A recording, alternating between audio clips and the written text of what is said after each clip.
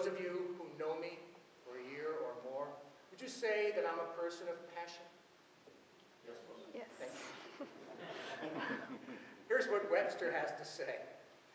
Passion, emotion, violent, intense, or overmastering feeling, an outbreak of anger, ardent affection, a strong liking for or devotion to some activity, object, or concept.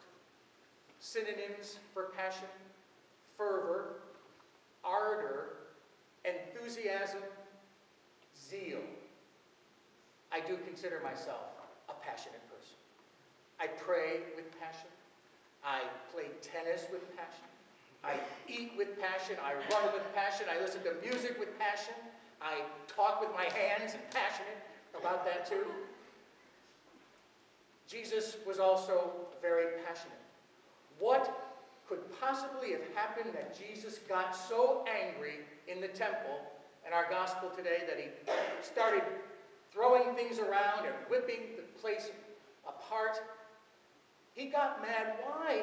I don't understand. The people were following the law. When they came to the temple to offer their sacrificial offerings, money, they couldn't use Roman coins. They needed to exchange them with the money changers for shekels.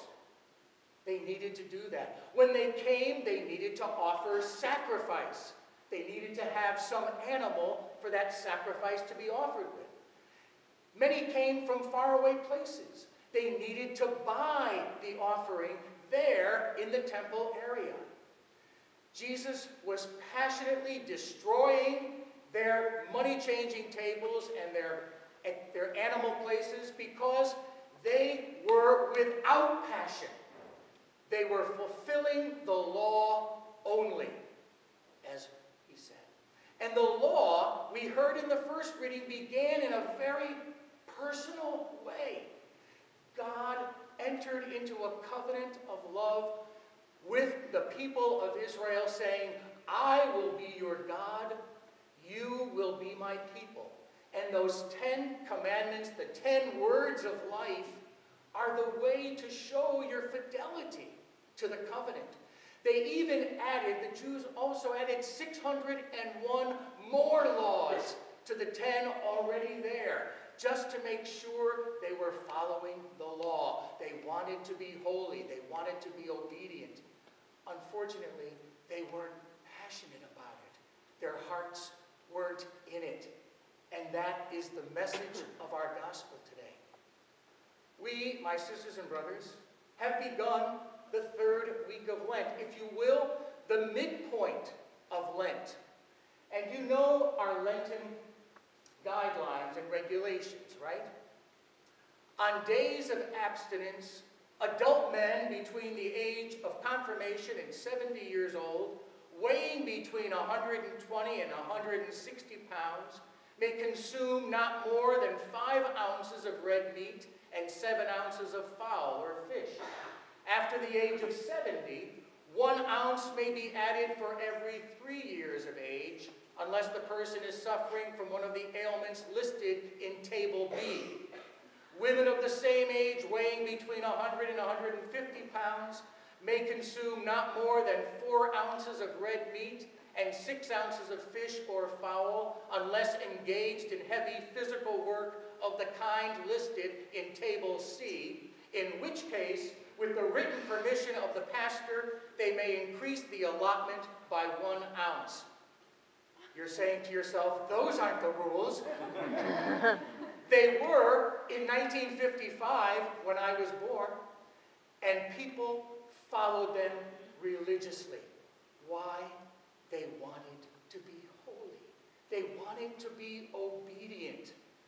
The church 50 years ago had what was called an adjournamento, okay? An opening of the doors, opening of the windows, letting some air into some of the church rules and regulations. Yes, we did keep for Ash Wednesday and Good Friday, fast and abstinence, and on all the Fridays of Lent. But the church said to us, make it personal. Make it your doing. Do you remember a few weeks before Lent started? I said to you, have you started to think about some of the Lenten practices you're going to do?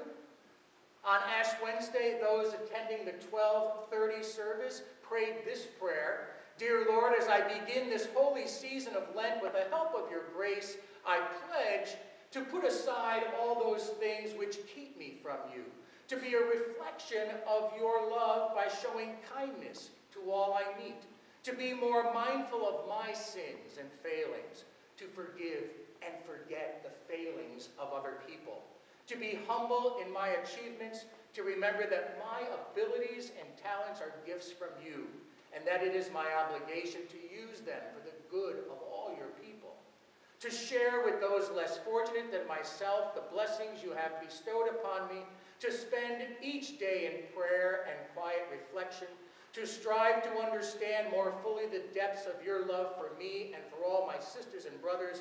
I pledge this in union with Jesus Christ and with all God's people throughout the world. Amen.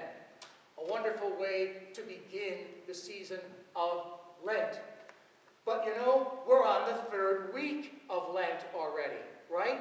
And maybe we started gangbusters and we were great following our Lenten practice, but now, maybe by the 3rd week, it's become business as usual.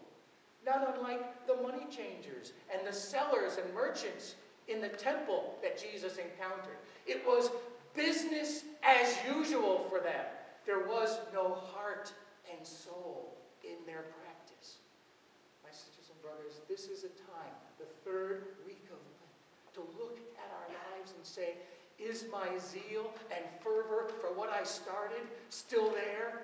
Or do I need a little kickstart?